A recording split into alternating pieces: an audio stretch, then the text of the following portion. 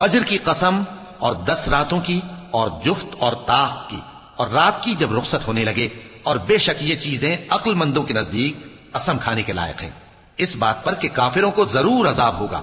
کیا تم نے نہیں دیکھا کہ تمہارے پروردگار نے قوم عاد کے ساتھ کیا کیا، جو ارم کہلاتے تھے، دراز قد مانند ستونوں کے، کہ تمام ملک میں ایسے پیدا نہیں ہوئے تھے؟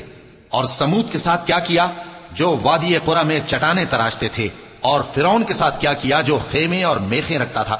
یہ لوگ ملکوں میں سرکش ہو رہے تھے، پس ان میں بہت سی خرابیاں کرتے تھے، تو تمہارے پروردگار نے ان پر عذاب کا کوڑا برسا دیا۔ بے شک تمہارا پروردگار طاق میں ہے۔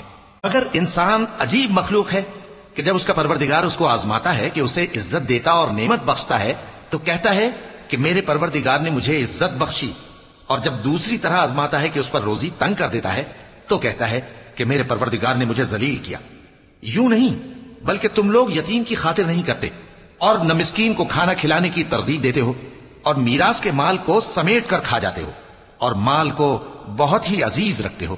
یوں نہیں، جب زمین کوٹ کوٹ کر برابر کر دی جائے گی اور تمہارا پروردگار جلوہ فرما ہوگا، اور فرشتے قطار در قطار آ جائیں گے، اور دوزخ اس دن سامنے لائی جائے گی، تو انسان اس دن سوچے گا، مگر اب سوچنے سے اسے فائدہ کہاں مل سکے گا؟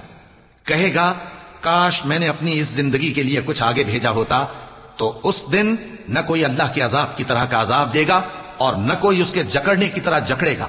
اے اطمینان والی جان، اپنے پروردگار کی طرف لوٹ چل، تو اس سے راضی، وہ تجھ سے راضی، سو تو میرے خاص بندوں میں شامل ہو جا اور میری بہشت میں داخل ہو جا۔